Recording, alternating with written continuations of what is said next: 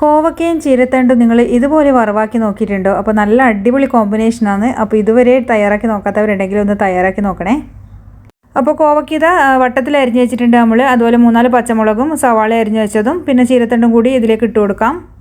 ചീനച്ചട്ടിയിൽ വെളിച്ചെണ്ണ ഒഴിച്ചിട്ട് കടുകും കറിവേപ്പിലും ഇട്ട് കൊടുക്കാം. ഇനി അതിലേക്ക് കുറച്ച് വെളുത്തുള്ളിയും കൂടി അരിഞ്ഞതും കൂടി ഇട്ടിട്ട് നല്ലോണം ഒന്ന് കളറി മാറി വരുന്ന സമയത്ത് നേരത്തെ അരിഞ്ഞ് വെച്ച പച്ചക്കറികൾ ഇതിലേക്ക് ചേർത്തിട്ട് ആവശ്യത്തിനുള്ള ഉപ്പും മഞ്ഞൾപ്പൊടിയും അതുപോലെ തന്നെ മുളക് പൊടിയും ചേർത്ത് കൊടുക്കാം. പിന്നെ ആവശ്യത്തിനുള്ള വെള്ളവും ചേർത്തിട്ട് നല്ലോണം ഒന്ന് മിക്സ് ചെയ്തിട്ട് നമുക്കിത് മൂടി വെച്ചിട്ട് കുക്ക് ചെയ്യാം.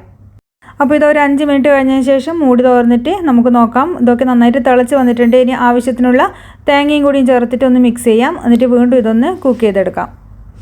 അപ്പോൾ ഒരു 10 മിനിറ്റ് കൊണ്ട് തന്നെ നമ്മളെ വറവ് ഇവിടെ റെഡിയായി കിട്ടും. അപ്പോൾ ഈ ചീരത്തണ്ടും കോവക്കയും അങ്ങനെ മിക്സഡ് തോരനൊക്കെ ഉണ്ടാക്കുമ്പോൾ എല്ലാ വെജിറ്റബിൾസിൻ്റെയും ഗുണങ്ങൾ കുട്ടികൾക്കൊക്കെ കിട്ടുകയും ചെയ്യും. അപ്പോൾ ഇതിവിടെ റെഡി ആയിട്ടുണ്ട്. വെള്ളമൊക്കെ വറ്റി വന്നിട്ടുണ്ട്. അപ്പോൾ ചോറിൻ്റെ കൂടെ അടിപൊളി കോമ്പിനേഷനാണേ.